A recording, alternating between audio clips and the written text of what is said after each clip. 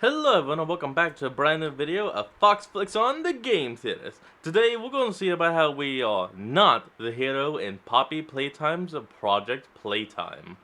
You know, that kind of hide-and-seek game where you're meant to get the toy pieces to get on the train to get the hell out so you're not killed. Let's see what MatPat's talking about this time. We are a failed breed, created against our will, only to labor on their terms. Slaves given life by others, only to have none What's this of thing, a our sentient own. dog? And now they try to make more of us. No! Get up! Go! Stop them! Feed your hunger! Slake your thirst! If we can be born on their terms, they can die on ours! Okay. Hello, Internet! Welcome to... Well, before we actually get into the theater, I gotta say, wow, that was an amazing intro, and I would have loved if that was actually what the monsters saw each time. For the player, I mean. Okay, the player that is controlling the monster in the game. That would be cool if that is what they saw every time, but no, it's not. Game Theory, They where just buttons are pop gonna in, light up and that's randomly it. on screen right now. Press them as fast as you can to play. All right, ready? Green, red, yellow, green, blue, blue, blue, blue. Subscribe? Huh, how'd that get in there? Wait, that's not a button on the screen. Oh, it's below the video. Well, to finish the game, you know what you gotta do. Skip. Throw us some curveballs. Is Poppy helping us or not? Are these living toys made from orphans or not? Am I getting weird feelings for Mommy Longlegs, or is that just my normal mommy issues cropping up? You know, the usual questions. But today's curveball is moving anything on. but usual, as Mob Games decided to surprise us all, not with the drop of Chapter 3, but rather with the reveal of its brand new spin-off title, Project Playtime. A multiplayer survival game where you can literally play as Mom Spaghetti. Oh, Eminem would be what so the proud. In the hell? game, you and your friends act as resource ugly. extraction specialists, head into Playtime Code to collect the parts that'll allow us to build giant living toys. But things aren't as simple as just playing a bunch of rounds of Simon Says. The whole time you're solving puzzles, you'll be hunted by one of the game's monsters, Huggy Wuggy, Mommy Longlegs, and the the brand newcomer, new one. Boxy Boo. My honest reaction? It's incredibly fun to play. The skins are awesome, the emotes are fun, the puzzles find the right level of Wait, there difficulty. are Overall, emotes? the team and I had a blast Okay. playing it over on GT Live, even if there were a few bugs that needed to be worked out, as Tom would very quickly come to discover. Is that you? Oh yeah. Hey bud, it is you. Literally stuck. It is me. Look at your little army.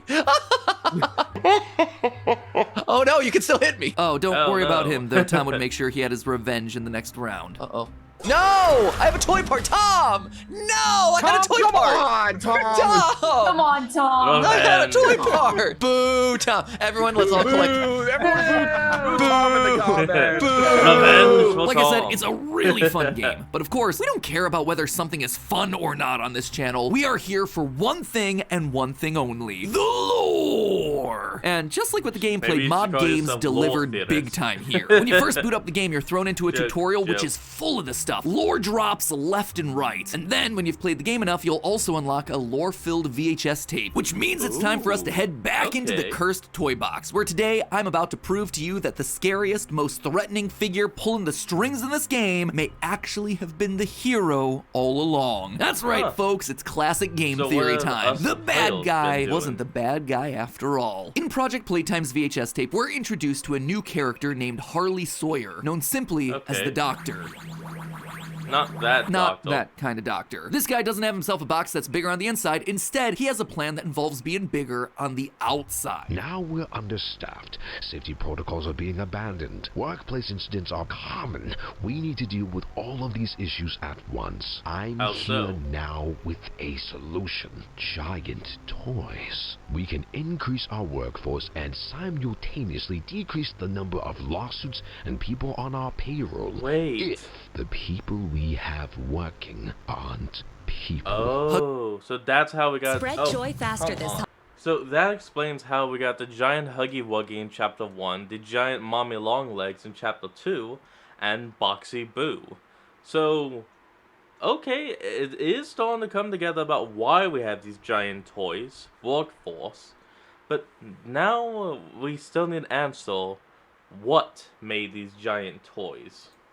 Huggy, Mommy Longlegs, and Boxy Boo, these jumbo-sized living toys, they're all part of this initiative. In Chapter 2, we learned that Mommy Longlegs was used to help supervise the kids playing around in the game station, but I don't think any of us really took the implications of that seriously. These giant toys were actually made with the express purpose of working in the factory, lifting boxes, patrolling hallways, cleaning toilets. And knowing this, it actually helps the first ever VHS tape we hear in the game make a lot more sense. So, trespasser, just to make you aware, while we pride ourselves primarily on our high-quality toys and excellent childcare, we also pride ourselves on our security. For example, this facility is full of hidden motion triggers, which, once set off, will turn on the factory's emergency alarms and directly contact the authorities. And that's one of the more tame aspects of our security system. That should No give spoilers. that away. He's talking about Huggy. Huggy is literally the factory security. Step aside, Fritz Smith. There's a new night guard in town, and he is tall and blue and fuzzy. For the first time in the And series, we have very confirmation as to lanky. why these toys actually came into being. So the next question is when. As we start to piece together a timeline of events for the factory, be helpful to know when this initiative started. Well, Project Playtime actually gives us a lot of information on that. Boxy Oh, Boo's okay, description good. tells us that he was based on a toy from 1966. Huggy Wuggy's description is similar, telling us that the giant monster was based on a toy created back in 1984. 84. But Mommy Okay. Longlegs' description actually works a bit differently. You see, it makes it clear that in her case, the toy didn't come first. Instead, the giant mommy that we She saw did. throughout Chapter 2 was created in 1991 in an effort to use the company's new elastic plastic. And eventually she Okay. became, quote, so popular that Playtime Co. created a toy out of her and took it to market. That And tells thus, us that the boom. Bigger Bodies initiative had to have started prior to her creation in or before 1991. And considering That that would make she's sense. experiment 1222 and that Huggy was 1170, it had to have been significantly earlier than that, probably around 1990. And that's not all the Maybe. timeline information that we get mean, here. For everything's more, starting to we piece turn our together attention to the properly. Project Playtime ARG. That's right, Mob Games heard my cries for more interesting clues. I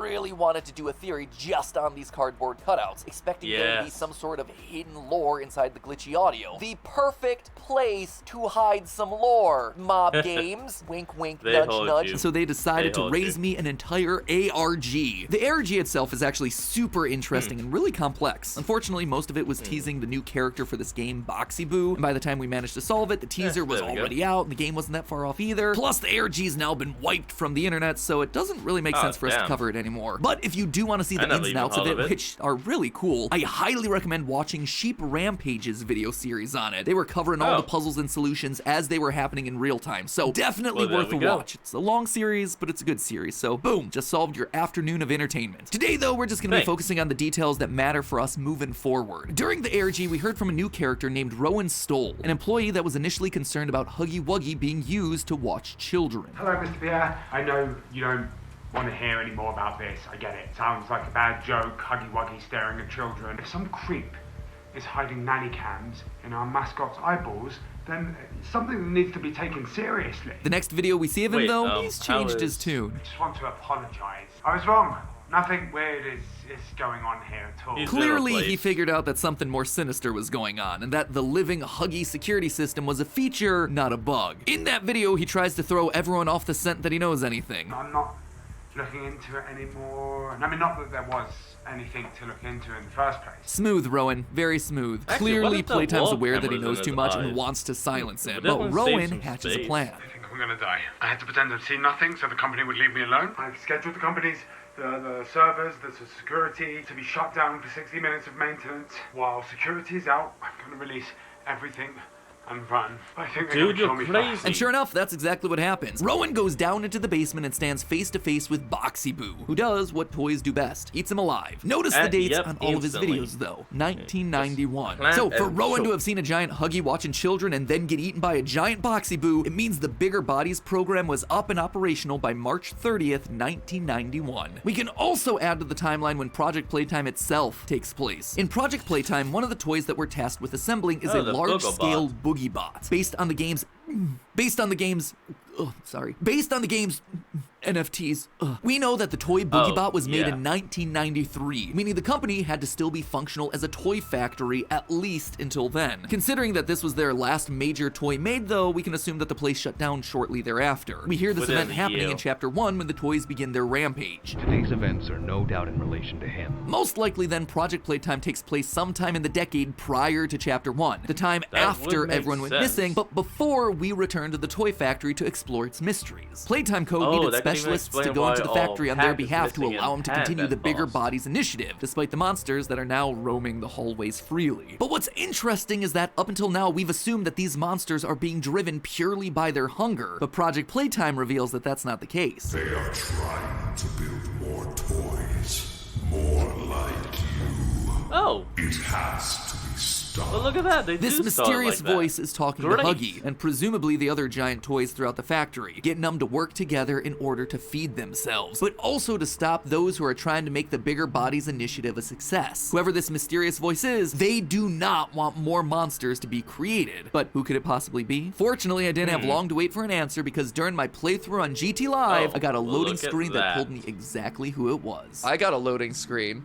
Which one did you get? I got Mommy Longlegs being puppeteered by Oh, 1006. that's the one. Yeah, mine is Huggy just chasing people, so you definitely got the interesting one. You got the lore there. I got Yeah, the that's lore! the See, lore. Experiment the loading 1006 has been screen. one of the franchise's biggest mysteries. Each installment reveals a little bit more about him. The first chapter showed us that he was a prototype to all these toy experiments, that he had a digestive tract but didn't require food to survive. The second chapter revealed him to be incredibly intelligent, tampering with cameras and alarm clocks in order to sabotage the scientists Yep. doing experiments Made a on laser him. He pointer. even showed up Click, at the end click. of chapter 2 to drag a lifeless Mommy Longlegs away. But his end goal, his motivation, has largely been a mystery. Thanks to this tutorial though, we now know what he wants. He's trying to stop the experiments. He's trying to stop people being used to make these toys. That's why Okay. he helped to release all the giant toys before the events of Project Playtime. Though still missing, today's events are no doubt in relation to him. His absence was a flaw in the scientific process. The giant toys are organized, they're working together, and it's because this one creation is able to psychically talk to them all. Again, this I mean, gives that more would just clarity make to something that we sense. It heard was back in the chapter boss. 1. Coordination and cooperation is evidently within his skill set. And while he doesn't want more There toys it to be is. made, he is taking care of all the monsters that already exist.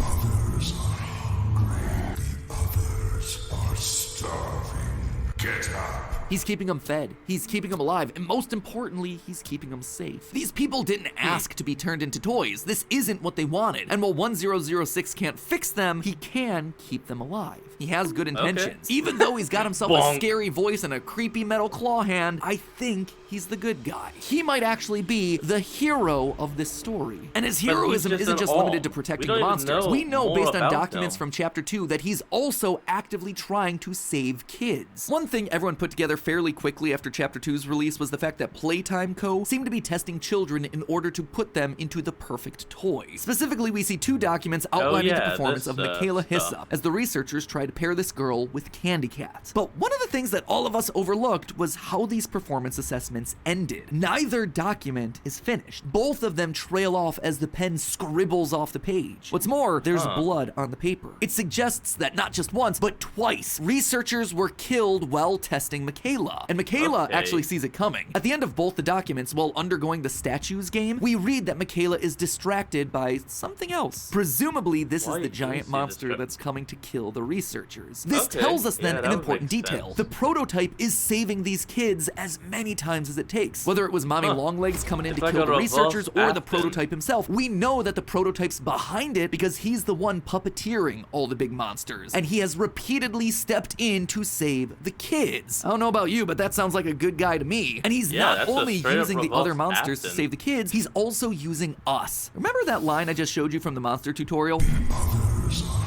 hungry. The others are starving. Get The whole up. get up. Those last 2 words, don't they seem familiar? Yep, the death messages from both chapters almost always end with those exact words, get up, which then results in us respawning. Up until now, we've been under the impression that 2 people have been speaking to us through these death screens. The lowercase words that are far more motivating, like we're almost there, or it's not over, being from Poppy, trying to get us to find her at the end of every chapter. And the Would make second, sense. uppercase words like innovation is key, thank you science, or he's loose, this is an emergency lockdown, being from either Elliot Ludwig or a scientist that was working on the project. But now, I Could don't be think that's the both. case. Yes, there are 2 tones of messages, but almost all of them end with the exact same 2 words, get up. I think this is experiment 1006 trying to communicate with us. More lives are at risk than just yours. He's trying to get us to help the trapped souls inside the factory. Wait, the ones that he so himself could we has already spent so be a long toy? protecting. Why is it speaking to us in 2 different voices? Simple reason could be that some of his lines are just him repeating back all the things he heard when he was first created. The prototype has saved us, isn't he wonderful? But there's actually another explanation. Think back to the end of chapter 2. What have you done?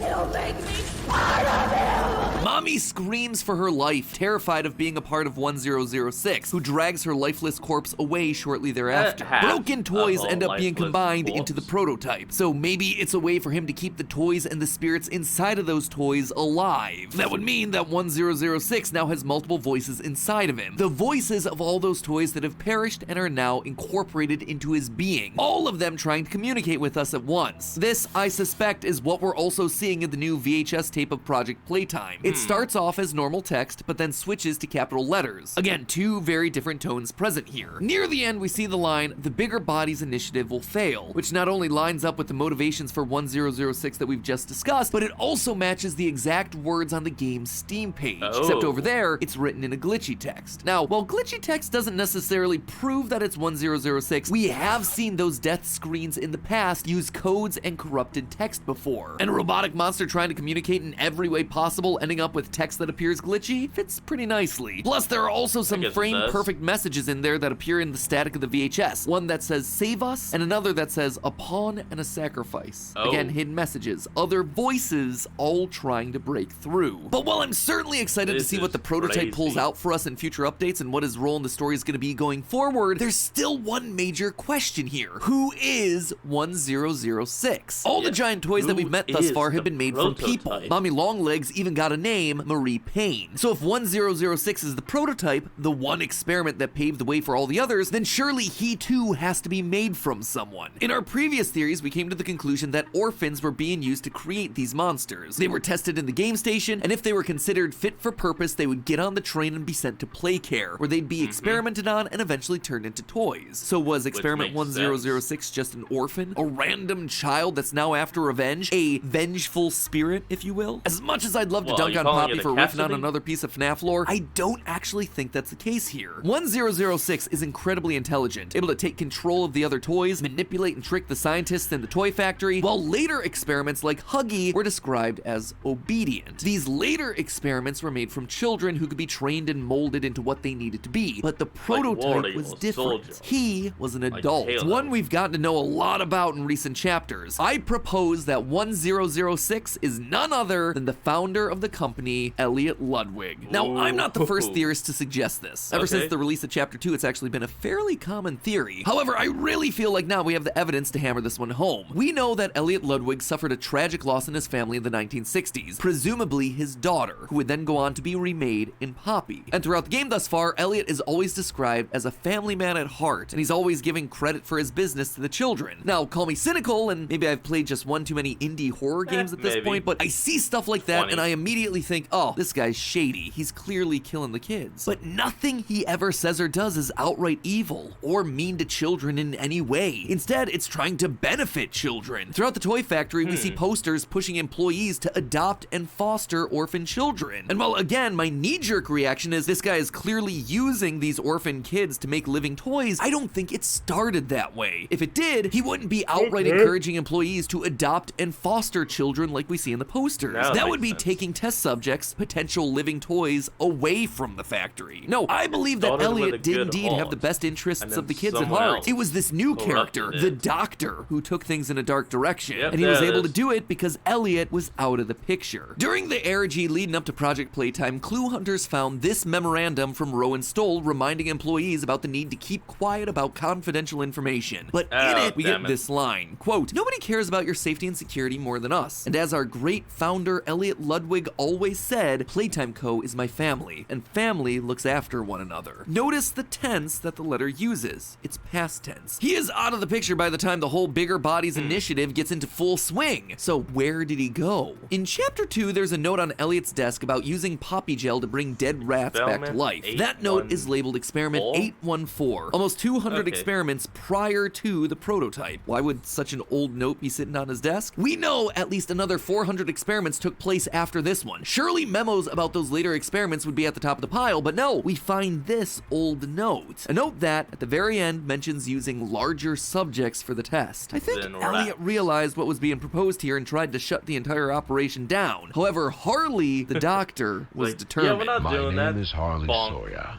I'm called the Doctor. When I look at this company we've built, I do not feel proud. Declining profits, failed experiments. He specifically calls out failed experiments. When Harley takes control, the experiments haven't been successful yet, just like we see with the rats and the poppy flowers. And so when Elliot stood in his way, there was only one thing to do. Use him as your guinea pig. That's why that was the last note on Elliot's desk. He never returned to the office. Harley could just lock the door and no one would be any wiser. And so Elliot became the first. He became the prototype. Now it was up to him to protect all those that he failed to protect as a human. Both the employees that are being turned into monsters and the children who are in the process of being tested. And he's doing everything he can to stop it. Killing researchers that are testing kids, preventing more toys from being built in Project Playtime, and sending us a note to bring us back to the toy factory to investigate, and then continuing to encourage us to get up when we fail. But clearly his mission is incomplete, and Poppy appears to be the final solution. There's a reason that Mommy captured her again in Chapter 2. Remember, she's following 1006's orders. I suspect that he needs to be reunited with his daughter in some way for his mission to be complete. Not exactly sure yet. Maybe it's just a creepy toy family reunion. But whatever it is, I bet we're gonna find out more in Chapter 3. You know, provided the new game Project Playtime doesn't make so much money that Mob Games suddenly pulls a Fortnite and stops pursuing the single-player campaign. That would never happen, right? In the meantime, friends, remember, it's all just a theory. A game theory. Thanks for watching. And if you're still looking